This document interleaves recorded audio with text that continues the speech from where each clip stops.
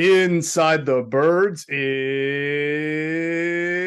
back. What's up, everybody? It's Geoff Mosher and Adam Caplan, and only Geoff Mosher and Adam Caplan as we come off our four-part NFC East preview series. We went through every single team with Greg Cosell, which was just we do it every year, Adam, and this year I thought it was the most thorough, but also the comments we got from Giants, Commanders, and Cowboys fans on how objective, how informative. They were sort of expecting one thing but got another, it's kind of funny because we've done the same thing we do every year. We objectively analyze these teams. I just think that people from other teams now catch on to the fact that we do that, and it was really nice to see the feedback that we got from the fans of the other teams. Yeah, no doubt. I mean, I was blown away because I love how the one guy says, I was expecting you guys to be totally biased. It was like the exact opposite. And that's what we've said from day one, is that we call it down the middle. We're not Eagles homers here. That's not our job. We're right. Trying to help you learn the game. That's the number one job of Inside the Birds, is help you learn the game better and not be rah-rah, because you don't learn when you're cheerleading. That's not what this is about. Right. And Greg, boy, and I know Greg does technically work for the Eagles from a media standpoint. In fact, he and I worked together for the Eagles in 2013. But Greg definitely calls it down the middle. And I know he knows some of these coaches, and he's hey, this is what I see. This is what the tape tells me. And I was blown away by the traffic we got. We get the early traffic numbers from the Giants one. I knew it would be better than the Commanders. That one did really well. But the Giant fans, wow. And their comments, I love it. And I think they learned a lot, as you said. Very well said.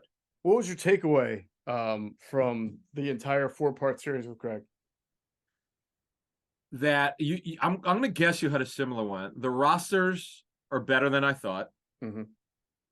The schedule, because it's based strictly on what it looks like this season, not like last year. And obviously, these teams will reshuffle the deck, some small coaching changes, schematic changes, but mostly personnel changes on both sides of the football. So as Greg went through it, it's clear to me that these rosters are better. And here's a thing that most people don't realize. No matter what people say about the NFC least, can't call it anymore. The only division in the National Football League without a team with a losing record last season. Even the Commandos were 8-1. Yeah, I remember doing the series last year, and we said, you know what? It doesn't feel like the division is going to be called the NFC least anymore.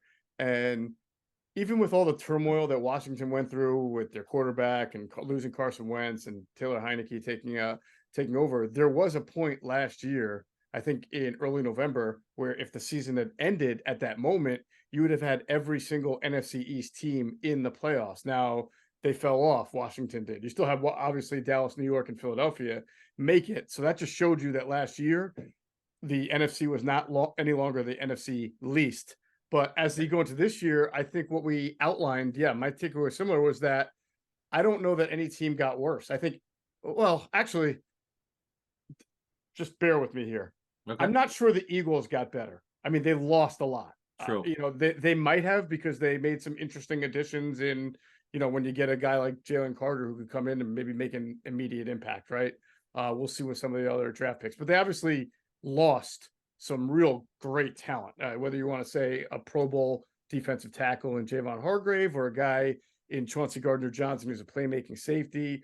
So maybe they might be the only team that didn't improve, but I don't think they got worse. I just think they may be right around the same area. I don't know. Maybe someone could make an argument that from 53 to 53, they did get a little worse, but they're still a very, very good team. So that's why I'm reluctant to use that term, they got worse, because that could be misleading. But the other three teams, I think, certainly got better.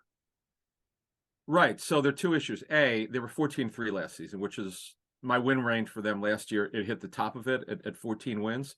I didn't see them getting that, though. I thought they'd get 12, and they obviously exceeded that. Now, a big part of that is Hurts. He's back. Their offensive line -1 spot is back. Now, that's a big, and we're going to get more into that when we preview it. We have a training camp preview show next week. We're going to get into that right guard spot. So we have some new information, which we're going to discuss later on. But so that's part of it. You have a new starting running back. You have a new starting right guard. You have 5 new defensive starters, most likely.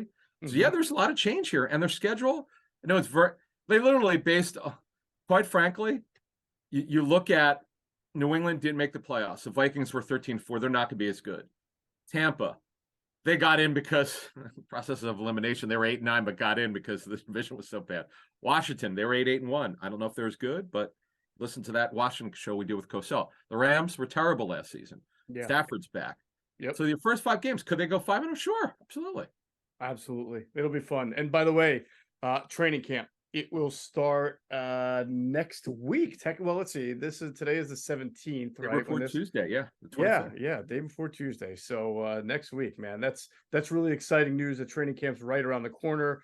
And so this podcast, what we're gonna do is have a little fun. We're kind of gonna give our preseason awards for the Eagles, who we expect to be the MVP, the breakout player. We've got some other categories. I don't want to go through every single category, but we've got some interesting categories. And what it's really going to do is it's not just intended for Adam and I to be like, oh, I think this guy is going to be it, right? We're going to really break it down why, what we know, how we feel about certain guys performing in the scheme, and kind of get into the nitty gritty of it with that. So looking forward to doing that here in this podcast. And then Adam, like really soon, maybe even Thursday, right? Next podcast after this, we just start previewing training camp, emptying the notebook on stuff, starting to look ahead as to all the battles, any last minute maneuvering that goes on, which there always seems to be, both with the Eagles and teams around the league. We start to dive headfirst right into it. And we've got a lot of stuff. We haven't really talked about this on the pod. We've got a lot of stuff planned for the new year that we're just trying to get together, some expanded programming that we're really looking forward to bringing to people.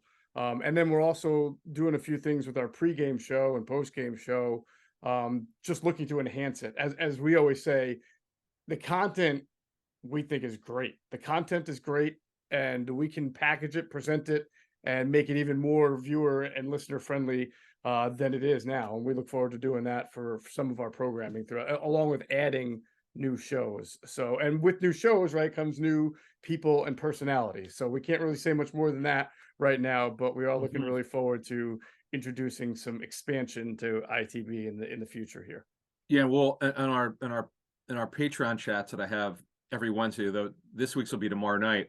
Everyone wants to, because we get, when we have new programming, you guys get it first, so you get to see it. And what I love is, they'll go, oh, I love this, Buck, you have this guy on, and we'll write it down. And there've been a couple suggestions. One in particular, I don't want to give it away. We're actually going to call this guy.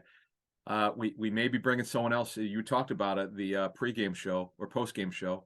One of our Patreon members brought somebody up, and we're like, all right, we're gonna that's a good one. We're gonna put that name on there. Where Geoff and I will discuss it as we get closer to August, and when we have to, buckle down and make our what our pre and post game shows will look like, because we took all your comments and what your suggestions would go, okay, what can we pull off? And obviously money is a factor, and that's where Patreon comes in. We appreciate the members there, and we have a new member, Walter, who I spoke to through email, who wanted to listen to all the new shows that we have, the interviews that we had. But the big thing is, as you were talking about, getting new content, because every year we have new stuff. Yep. And some of it's by suggestions. Absolutely. So yeah, keep making it. Remember, insidethebirds@gmail.com is how you could reach us, along with our social media as well. But absolutely, always look forward to your suggestions, your advice, and your input, because we do this for you guys, our listeners, our viewers, and all of that. And Adam, you mentioned the last Patreon. So our last Patreon podcast, if you really want just the best understanding of what this Fangio defense is about, and really how it might look under Sean Desai, right, then you got to check out our latest interview. It was with John DeFilippo, and DeFilippo coached alongside Sean Desai for many, not just in Chicago, but he's known him for 30 years. And he really gave us 20 years. I said almost 30 years. I think it was 24 or 25 when we, yeah. So almost 30 years, which is a long time. And I can't think of a better explanation of breaking down the scheme, why it's so good, what it means. And then if you're going to beat it, the areas that you need to beat it, right? I mean, if you're really into just the X's and O's and the education about scheme and personnel, that's the interview you want to watch. It was fantastic. So we thank John DeFilippo. Of course, you can join our Patreon, patreon.com/InsideTheBirds to become a subscriber. And we got a lot more going forward with the new year on that as well. We're going to have awesome stuff. And Adam's going to continue to do his Discord chats, which are always fun to watch. Yeah, we got the rest of the month. We got the live stream, our Chalk Talk series. Now we had John broke down. He's gone up against Fangio. Yes, and you're right. He's known Desai for over 20 years. They first started GAs at Boston College when John's dad, Dr. Gene, was the athletic director there before he went to Villanova. That's why John grew up here in Philly, because his dad was the AD of Villanova. And he's known Sean, so he kind of knows, as you talked about, they also coach for the Bears together. Mm-hmm. And we're working on it. Once he's back from his vacation, we're trying to get Chuck Pagano on, because Chuck made, from what we're told, he made some adjustments to the defense after Fangio left, because he took over for Fangio for 2 seasons. Then Sean took over for Chuck. So we want to talk about that. But I love how DiFilippo broke down, okay, when you go against Fangio, you have to do this, that, and the other. And going from his eyes, because he's coached against it over the years, that was phenomenal, because we didn't quite know. He texted me. John says, hey, if you want someone to break down what it's like to go against Fangio, let me do it, because I've had to do it. Plus, we were running a lot of it when Sean took over. So it's just the perfect, as you said, the perfect of 2 worlds. That was awesome. Mm-hmm. And then we've talked to 2 other people. We're trying to get as bonus pods, not in addition to getting Pagano on before the end of the month. There are a couple other coaches or front office people we want to talk to. So all that and more on Patreon. Excellent. All right. We're going to do our awards in a second. I want to remind everybody it's Ocean Casino Resort's 5th birthday this summer. They can't wait to celebrate with you. So join Ocean for exciting promotions and sweepstakes, headline entertainment, the best day life and nightlife lineup in AC, the debut of the birthday bar, exclusive local collabs and partnerships, commemorative 5th birthday merchandise, and so much more. Don't miss stunning fireworks and unique events all summer long. Ocean Rewards members will enjoy over $5 million in gifts and prizes, so be sure to sign up for an Ocean Rewards card to get in on the fun the next time you visit. Okay, so let's have some fun with this, Adam. That's what we do here on ITB. We have some fun, and like, I also think we're here to get into the meat and bones of the, like, some of the categories. We're not going to just pick obvious player, right? You know, like, we'll start with the first one. I'll give everybody an understanding of what we mean. So the first preseason award we're going to give to the Eagles is team MVP on offense, right? And Jalen Hurts is great. We love Jalen Hurts. He's been fantastic. He's coming off of a year where he was an MVP candidate. But that's, I always think it's a cop-out unless he's, like, you know, the only guy who you would give it to. The Eagles are a very talented offense. And you, Adam, I'll start with you, did not pick Jalen Hurts as your preseason team offensive MVP. And I love your pick. So explain. It's a guy that, for whatever reason nationally, I don't understand why, when you and I vote, I know, for the Pro Football Writers Association awards, which is the most detailed one of all of them. AP would be next. But I just don't understand, or just even, you know, guys who play in the league, don't give this guy I'm about to talk about enough credit. He is arguably NFL's best offensive lineman, not just best tackle, right or left. Best offensive lineman, that's Lane Johnson. He's the one player, when we talk to coaches and executives from other teams, I don't think I've ever heard them criticize the guy. That's how special this football player is. Yeah, I don't know if he has a flaw. Like, I mean, the guy never gets beat for a sack. I mean, he's power rusher, speed rusher, bull rusher, whatever you want. You can't say this is the kind of guy that gives Lane Johnson an issue. I mean, you know, you remember John Runyon used to struggle with Strahan, right? And John Runyon was a really good offensive tackle. There's no guy who you say, man, Lane Johnson's really, in fact, it's usually the other way around, right? Usually we say, you know, DeMarcus Lawrence is a really good defensive end for the Cowboys, but Lane Johnson neutralizes him all the time. And last year, Nick Bosa in the playoffs, really good defensive end, Lane Johnson neutralized him in the playoffs. So if anything, it's usually the opposite. And I agree with you that he is not even respected enough, Adam. I don't know if you saw you know how every July ESPN does its list, its rankings list, right? They talk to all these scouts, coaches, executives, players. And so they recently, I think Jeremy Fowler is the one that kind of puts it out, right? And they recently put out their offensive tackle one just a couple of days ago. And I was certain that Lane Johnson, if not number 1, was going to be 2 or 3. I was Of right or absolutely left certain.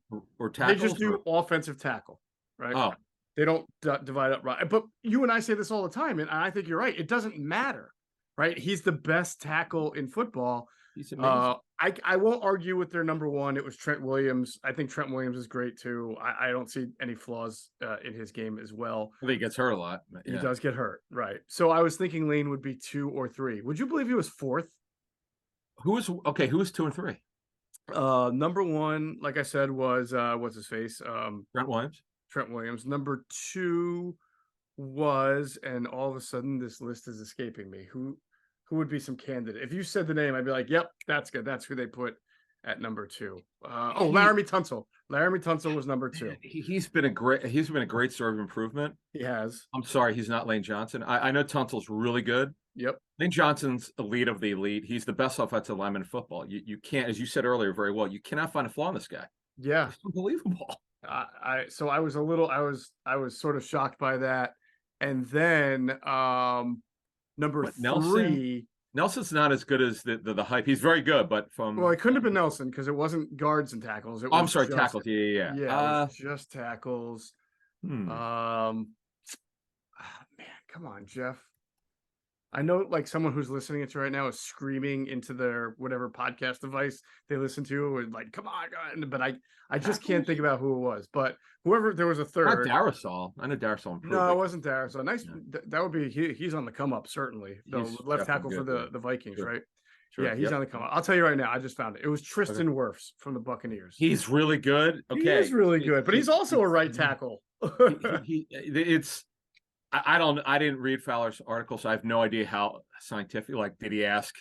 See, what I like to do is I like to ask coaches or front, like when we do our tape breakdowns per week. I ask a lot of pro scouts who have the Eagles as one of their teams because they're putting together tape study for their coaches. It's really important. Like they know more than most than NFL people. The people see the most tape are pro scouts who do advance and co-sell. We'll ask Greg the next time we have him on. I know we're trying to get one more thing done potentially with him before the season starts. And the next time I talk to Greg, I'll ask him just off the top of your head. I know Greg hates rankings. Just give me off the top of your head. Who's your best tackle? Yeah, that's good. That's a good idea. We should do that. And it's interesting in the ESPN piece. There was an executive from the AFC who said Wirfs is arguably the best right tackle in football for the last few years. And then another executive said that Lane gets a lot of credit for being noisy and playing on a good team. Being noisy, I mean, that's a weird way to put Lane Johnson. Being noisy? Like, I don't get that, but whatever. I mean, does he do like a lot of commercials? Is he outspoken? Jason Kelce, I could hear somebody saying that because he does a podcast. He did the Mummers speech. He's, like Jason Kelce's out there, especially in the field. Lane Johnson doesn't strike me as someone who's noisy. I don't. That was weird to me. Yeah, it's a tough one, man. It's goes to show there's some good offensive tackles out there, though. I mean, this is a really good. I mean, these top 4 are all really, really good. I know, but Johnson's the best. But Johnson's the best offensive lineman in football. I would agree with you. As you said, never makes. Show me the tape when he's made a mistake. Right. And so your argument, which I think is a really valid one, is if you took Lane Johnson out of right tackle and put replacement player OT in his spot, the Eagles offense might not be the same. I mean, certainly the protection that Jalen Hurts gets, I mean, from a guy who's got no adductor tendon, unbelievably, it's hard to replace that.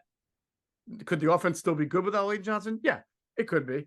But it's a lot harder to be. And all it takes is a few hits from that side to like remind you that you have a guy who never gets you hit. He's just, I mean, I know Lane's had injuries, but what he's done has been simply incredible. We offensive linemen, sometimes it's like when writers vote for the Hall of Fame, I know you could go, okay, how many sacks you give him, how many pressures you give up. That's the best thing you can get and go from there. Right. Okay, so that was your team offensive MVP, Lane Johnson. Yep. I am going to go with the cop-out that I whined about. I'm going to say Jalen Hurts. And because at this age and his ability to still improve, which I do, I think we're going to see some improvements in his game, whether it's maybe throwing to running backs or checking down or even just start you know, there's really not, as far as passing the ball, threading needles a little bit more. I just think that this kid's not going to be satisfied with last year. Now it'll be harder to Agreed. get better because he's coming off such a great year. But when you go operate under the theory, take him out and put a replacement player X in, I'm not sure if you just put. Yeah. I'm not even going to say the backup in because everybody thinks I hate the backup now. I've seen your comments. I guess I said I don't hate the backup. I've said it was an understandable signing. I'm just skeptical. But if you put another, you saw it last year when they had to go with Minshew. I think they lost both games, right? They were 0-2. Yeah, and you know, the Dallas game, he had a couple picks. The New Orleans game, there were some timing issues. We were told it wasn't. Yeah, Right. did he play well? No, but there And was that's the also. thing. Sorry, he's so careful with the football, Jalen Hurts. Even when he doesn't have a great quarter or a great, he Yeah, I'm does just talking, not but I'm turn talking the about ball over. Minshew. But yeah, I'm talking Right. about. No, that's but that's illustrating my point. Like you could put a pretty good backup in like Minshew, but immediately when Minshew comes in, you Oh see yeah, the offense moved well. It really did yeah, against Dallas, but he threw right. interception. Jalen Hurts does not turn the ball over.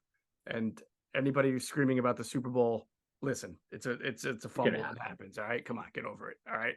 So those are our offensive MVPs. Yours is Lane Johnson. Mine is Jalen Hurts. Let's switch to defense. Again, I think you went with the dark horse pick and not the obvious guy, but go ahead. It's a guy we've liked from day one. He's steadily gotten better. He's another guy does not get enough credit. He just doesn't. He's overcome a severe knee problem in high school. You know, you could see him when Josh Sweat was drafted. He had the hitch and his giddy up, so to speak, getting off the ball, and he still has a little bit of it, but he's been an incredible story of improvement.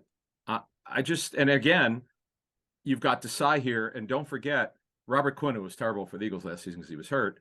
He was tremendous 2 years ago with Desai in his only year, 18 sacks or whatever it was. Yes. So why can't it be Josh Sweat?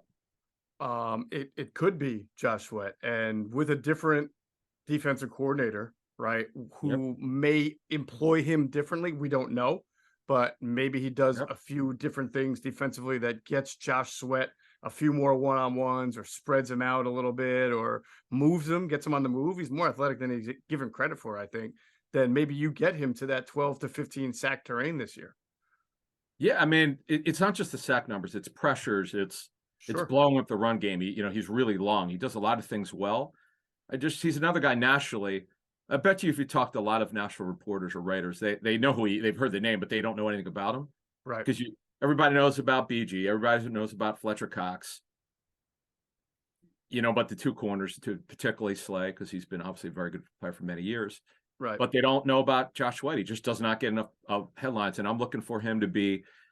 He's right there. Like he's gotten better, obviously over the last couple of years. But I'm looking for him to be team MVP on defense. Yeah, I can see that. I can really listen. He's earned everything to overcome his injury history and be the kind of player that he has.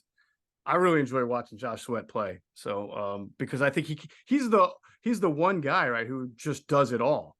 So always fun to watch.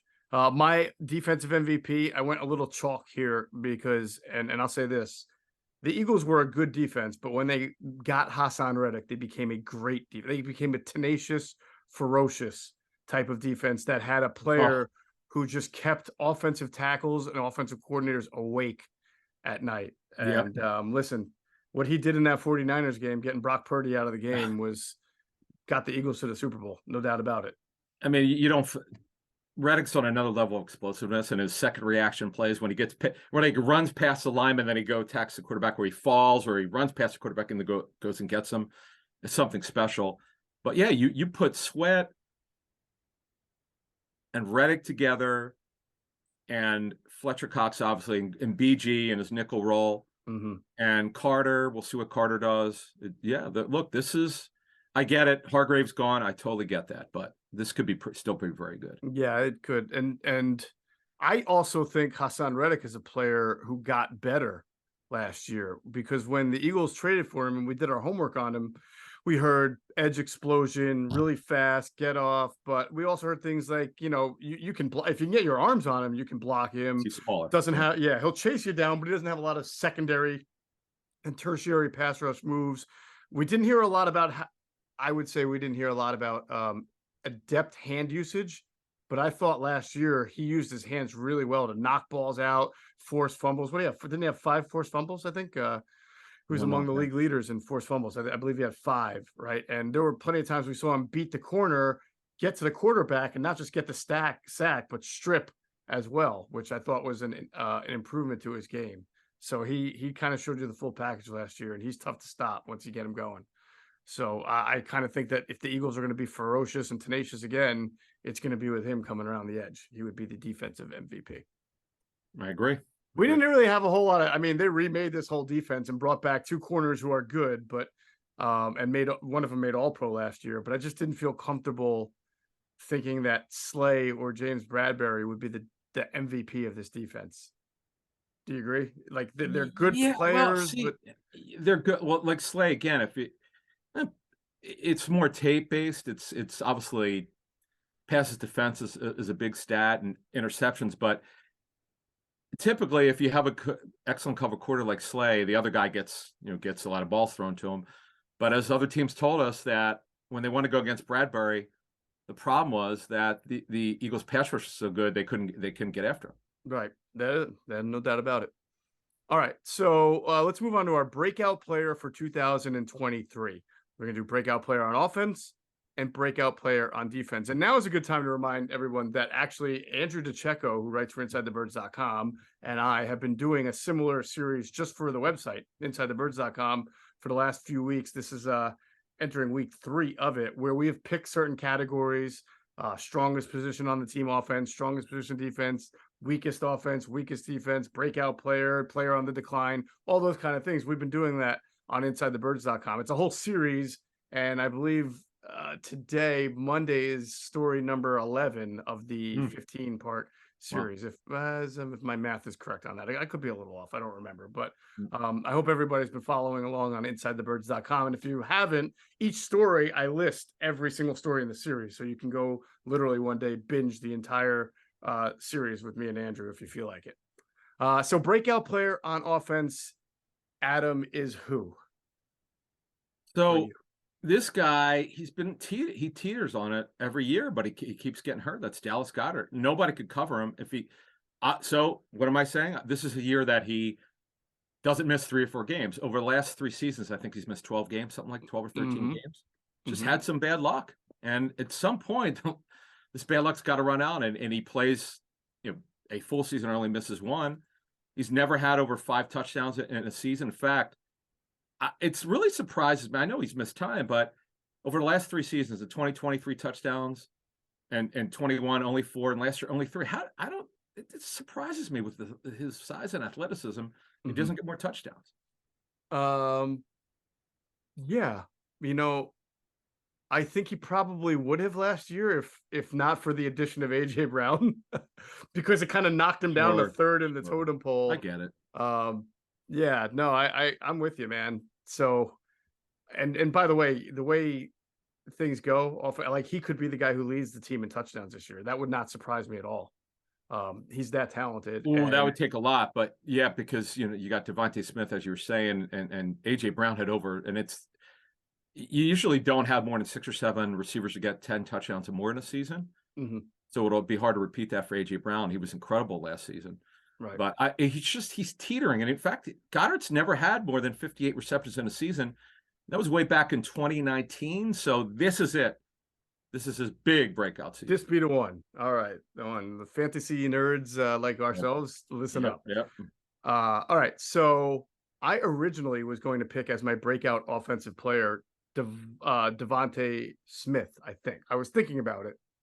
I was actually broken out. I know, that's why I didn't. And by the way, I was actually considering picking Devontae Smith for offensive MVP. That would be the one, yes. And the only reason I didn't is because we couldn't have an offensive MVP without Jalen Hurts. So I pivoted to Jalen Hurts when I saw that you weren't. But I actually think Devontae Smith's going to have a monster season, and it wouldn't surprise me if he had a better season this year coming up than AJ Brown.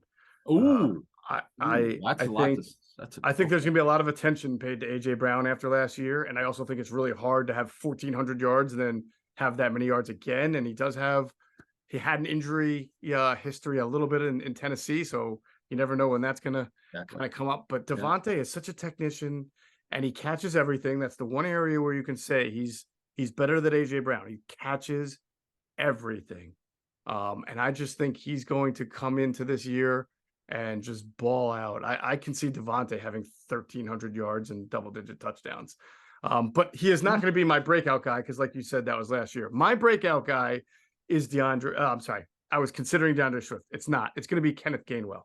So when I say Really? breakout, yeah, I'm not saying he's going to have 1,200 Okay. yards and 10 touchdowns, but he obviously, for the first time in his career, I think he's going to be the number 2 running back.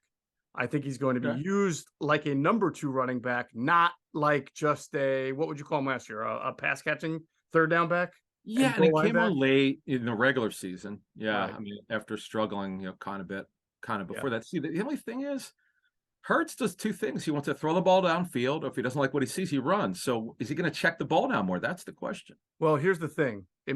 Yes, that is the question, but also DeAndre Swift has an injury history. Rashad Penny has an Yeah. injury history, and we know that Boston Scott's role is always going to be third or fourth running back. Spin the wheel, give it to Boston Scott. You love that. Yeah. So it wouldn't shock me if Kenneth Gainwell for either much or most of the season isn't just your number 2 running back getting number 2 workload, but also your number 1 guy if Sure. either Smith or Penny are hurt, or if something happens where one of them doesn't make the team. So what I'm envisioning, because this is a breakout category, is him getting somewhere between 800 and 850 total yards Okay. and That means he'll have a bigger role. Okay. 6 to 8 touchdowns. Yeah. Wow. So, well, he is Mr. Goal Line, which Yeah. we didn't think that was going to ever happen with him. All right, cool. Right. So, so that is our breakout players on offense. Mine is Kenneth Gainwell. Yours is Dallas Goedert. Yep. All right. Defense. Let's go to defensive breakout players. Who is your defensive breakout player in 2023? Yeah, before Jordan Davis had his high ankle sprain, he showed improvement. It wasn't a lot, but you saw the technique better. He wasn't on his butt as much as he was earlier in the season and also in training camp. Because Jordan Davis, you just watch him. It's technique, it's balance, it's being in shape. We put out back in March that he showed up in really good shape. He was in the building probably after the season in February and March. Really looked good. The light was starting to go on. He's starting to get it. He's a really good kid. He understands what it's like to be a pro and to take his nutrition seriously and conditioning. But hey, as we said, we got to see it in training camp. We're going to see it very, very soon. We'll know within the first couple of weeks kind of where he's at. So we'll keep an eye on that. He's one of my breakout players on defense. And the other one is kind of obvious. He's now a full-time starter. He barely played on defense. I guess maybe it's not obvious, but because he didn't play a lot. But Nakobe Dean is now starting as a Mike linebacker, as inside linebacker in this, odd man front. Guy can blitz. I'm really interested to see, as you mentioned earlier, new defense coordinator. Sometimes these guys do different things, and this guy's a highly decorated college player. I cannot wait to see him in this defense, and I'm looking forward to seeing him as a full-time player, and he's going to have a breakout season. See, no, that's not fair. You took 2, so I couldn't. Yeah, I can't take Nakobe Dean now. Go ahead. Well, no, but how does that? No, I'm just kidding. I'm kidding. I know we could have similar picks. That's true. What are you thinking there? So, as far as your yes. So first of all, I think it's actually smart to pair them together the way you did, because I've made the argument that for Nakobe Dean to be successful, Adam, Jordan Davis has to be successful. He has to play. He has to be on the field. He's got to be occupying blockers, because what we know of from what we're told on Nakobe Dean, great linebacker, great instinct, smart, athletic, but not like a downhill Mike Singletary guy. Those guys don't play in this league anymore. He needs to be kept clean so we can get in and out of those lanes and those gaps and make the tackles. And if Jordan Davis can't be on the field because he's not, whether it's a weight thing or a technique or whatever, they're really going to struggle on run defense. And Jordan Davis is going to be a guy Nakobe Dean's going to be a guy who's going to have a lot of offensive linemen in his face, right? Yeah. So, and I'm not saying Dean can't still be good, but I think he will be at his best like he was at Georgia when he had, I want to say free access, but those guys up front did their job and he could just go clean up tackles and be kept clean. Agreed. So they are tied together in that regard. Okay. My breakout defensive player, this is sort of like a Kenneth Gainwell concept on offense. It's going to be a guy, not a starter, but a guy. Wait, most improved or break? What are we doing? We're doing breakout. This is a breakout player. So wait. Yeah. Oh, so are you just saying why you agree with Dean, you mean? Or why you agree with Dean, or I was saying why your picks of Jordan Davis and Nakobe Dean make sense. Like they should got be you. tied Okay, together cool. almost Okay, I as see. one. Yeah. Because in order for Dean to have a really good year and be a breakout got you. player, I think Davis has to be on the field. Got to keep him playing. You're right. You're Right. 100% right. In fact, here's the question off that. If Davis is struggling, right, where are they going here? That is a phenomenal question, man. I think that we've asked that a lot this summer. I keep saying I expect a move to be made before they go into the season to get some kind of backup nose tackle, because I don't know if Howie wants to do the Linval Joseph Street free agent signing 7 weeks into the season. Remember, that happened after they lost the game. You never want to like repeat, like I don't want to be at my lowest point when I realize I need something. I mean, you look at the roster, you know you need a backup for Jordan Davis. Right. And I don't know that they have one. But a player that Adam that I think on the defensive line that I could see a breakout from, that I expect more from this year, even in a rotational role, is Milton Williams. He's a guy who had a decent year last year. I don't have the whole hurries and quarterback hits in front of me, or do I? I do. He had 4 sacks. I know that. 6 quarterback hits, 9 tackles for a loss. Is actually pretty good. 9 tackles for a loss in his role.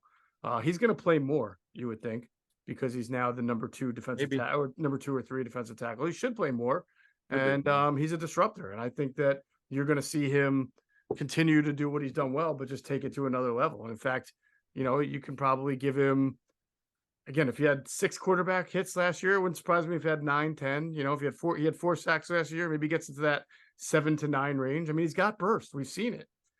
And he can play some defensive end if need be. That's the other part of it, that he's got that positional versatility. They're kind of light on depth at the end. We know he can do it. He's got a great explosion. He's better. You know, he's a pretty good third tackle. And this is his 3rd year of his 4-year rookie deal. And this is an opportunity for him. Yeah. And he's a guy that, again, doesn't get the spotlight a lot, but he should see a little bit more in terms of snaps, just a little bit more than he saw before. Awesome. All right, so we've got 2 more categories left. We'll get to them in a second. Want to remind everybody to check out our friends at phlsportsnation.com, enhancing the fans' experience with their coverage of all Philadelphia sports teams. For the fan, by the fan is their motto. So make sure you check them out at phlsportsnation.com and on Twitter at phlsportsnation. Let's also pause to hear a word from our great sponsors, including our friends at Sky Motor Cars. Sky Motor Cars in Westchester is a different sort of dealership. All it takes is one look at their Highline pre-owned vehicles that people all over the country want and need.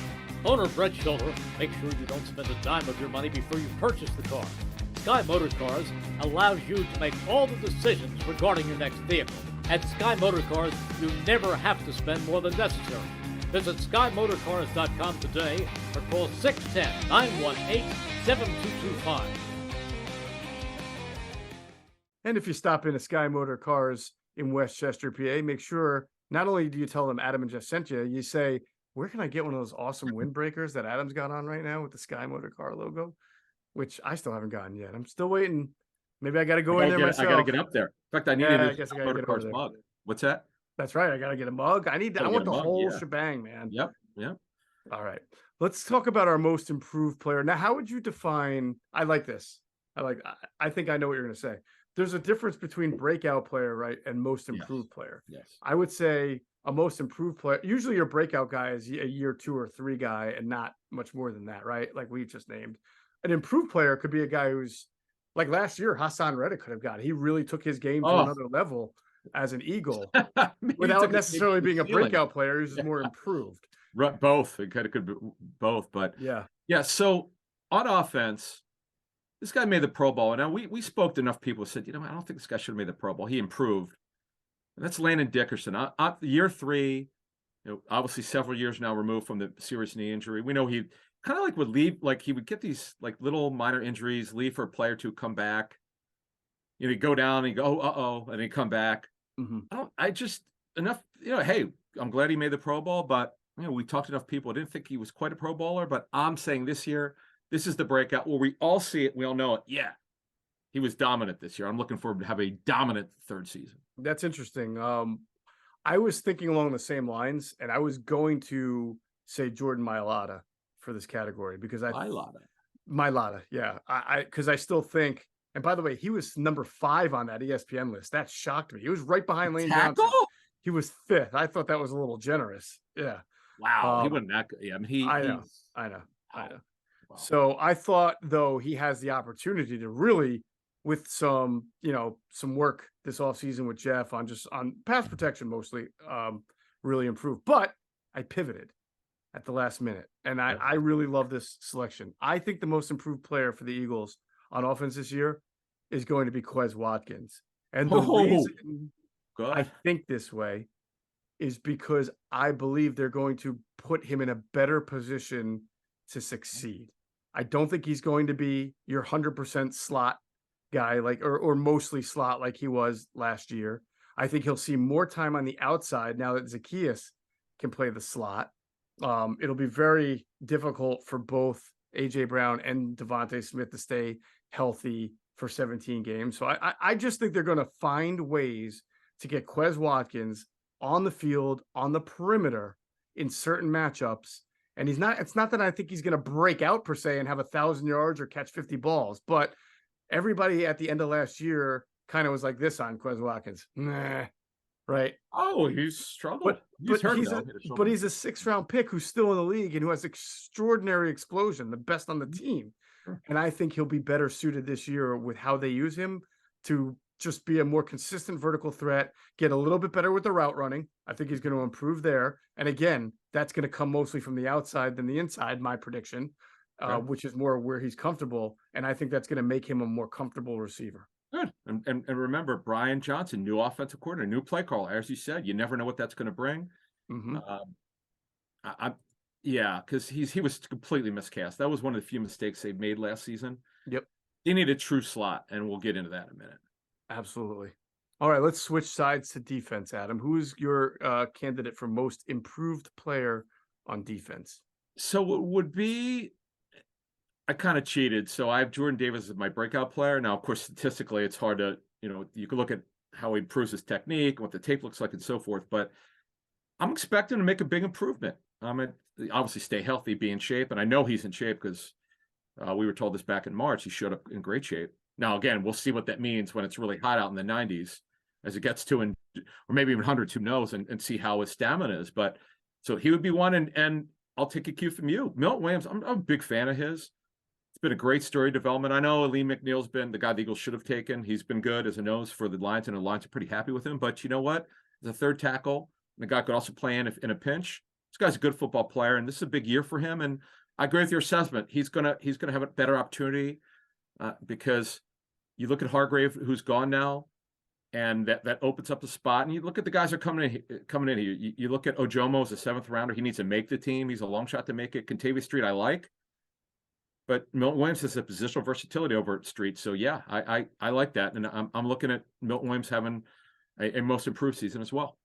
All right. For me, I'm it's sort of like how I went with Quez Watkins. I'm looking at a role player who I think is going to be put in a better position to succeed, and that's going to make him improved. And I'm talking about 3rd-year corner Zach McPherson. He's he's probably going to see more time in the slot in camp and everything. They're going to groom him to be a backup slot. We all know that Avonte Maddox is real trouble staying healthy. So it's very likely Zach McPherson, if he makes the team, which I think he will, because he is a very good special teamer, will probably get on the field in the slot. And everybody already thinks he stinks and can't play, right? I mean, he's barely, so anything that he does good, I think he'll give you something better than what you got from Josiah Scott last year when you give him the opportunity. Yep. So that's why I think he'll be one of the most improved players on the defense. Wow, that is the biggest surprise of this show. Wow, it makes sense though, right? You put a guy in a position where he's better. He's not an outside corner. I think that they figured that out when they went and signed Greedy Williams in the offseason. Yeah, he's only an outside corner. Yeah. And at Texas Tech, even though Greg Cosell told us he did not like that pick and didn't think Zach McPherson was a very good player, he did say he felt he was a better slot corner, which he played a ton of at Texas Tech. Texas Tech? Yeah. First he went to Penn State, then he transferred to Texas Tech. I think it was his junior year that it was almost like a 50-50 breakdown, outside slot. And Greg said he felt that he was more suited for the slot than outside. There we go. Yeah, and with Maddox's injury history, he could be doing it. That's right. All right, so our last category, biggest surprise. I think I just threw the biggest surprise at you when I said Zach McPherson, right? You were Well, shocked. We're only going to do one, and I'm doing mine on offense. So this guy, now he could play. He's a Z receiver. He could also play the slot. It's Olamide Zaccheaus coming over from Atlanta, who was more or less a starter for the Falcons last season. I know he's smaller. He's just under 5'9", but he's explosive from the slot. But he also can make short area catches. He's got excellent hands. He could play the slot. Like the Eagles need the slot being played. Because again, as you said, and you and I totally agree on this, everybody knows this, Watkins is not a slot receiver. That was a mistake. Mm-hmm. One of the few mistakes that the coaches made. The Eagles coaches were tremendous last season. That was one we don't like it when they did it, and it didn't work out. And Zaccheaus can do it, and this guy's really going to help them in the slot. And I like this move with Olamide. It was a 1-year deal, by the way. All right, that's a really good one, by the way. Mine is going to be Reed Blankenship. Ooh, the Eagles have a lot of fluidity at safety. They have a lot of question marks. They've got some opportunities here, obviously, for Sidney Brown, the 3rd-round pick. It's a tough spot to learn. I don't know if Sidney's going to day one be ready. But Reed Blankenship, you could argue it was last year's biggest surprise, and I think he's going to get every opportunity and probably capitalize on some to continue to surprise people and take a step forward. And at very least, 3rd safety. Wouldn't surprise me if by the end of the year he was among the starters. Now, I'm not calling him a Pro Bowler. I'm just saying, Yeah, well, right now he's starting unless Brown beats him out. And that's the way I see it. I mean, right. Obviously it's going to be a training camp battle. We'll see what happens with the expectation Brown will start, but not a lock. No, right now, Blankenship, he knows this defense. He knows the Fangio defense. This is a lot of responsibility that these safeties get in this defense. So we'll have to see what happens here with Sidney Brown. We know how much they love them, and they had a pretty good grade on him, but he's got to win the job. We'll see what happens. Yeah, I almost went Christian Ellis there, by the way. Oh, that would be a surprise break. Yeah, that. But see, that's the thing. I thought at the end of the day, I'm like, it's really not a surprise when an Eagles linebacker loses his job and then the 3rd guy because that's really how it's been almost every year until last year. Last year was the surprise that the 2 linebackers started from front to end. When do we ever see that with the Eagles linebackers? Yeah, right. Kaiser White and TJ Edwards. TJ Edwards would have been one of those surprises like 2 or 3 years ago. Yeah, we missed on him, man. I got to give him credit, obviously, in the coaching. Yeah. Nick Rollis, who's now the D coordinator for the Cardinals, give him credit. But youngest in the league, right? Gotta be, right? I think he just turned 29 or 30. Yeah, that's yeah. And the OC's Kevin Stefanski's guy. This kid's 35. Yeah. Yeah. So we'll see what happens. Yeah, they're running a daycare over there. Yeah. Like they call the Phillies young guys. Yeah, the couple guys who were playing. But yeah, no, this is a fun show, man. I'm looking forward to seeing how, and we'll revisit this at the end of training camp. We'll see how we did or not. Well, but I'm just kidding. I'm kidding. No, but we'll see who wins. We'll see who wins. I think it's a great idea because this is perfect to look at the end of training camp. Yes. More at the end of preseason. Okay. Let's see how Milt Williams did. Let's see how Zaccheaus is. Zaccheaus has got some guaranteed money. He's not a lock to make the team, but he should. Right. He should be the 3rd receiver over Watkins. We'll see what happens. There's a lot. See, this is what we've been talking about this offseason as we close here.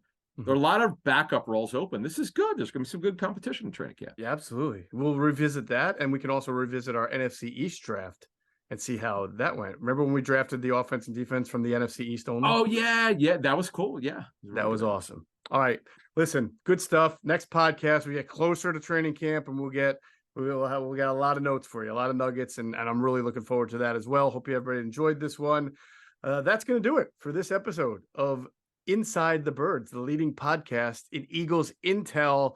As always, we thank you for flying with us inside the Birds.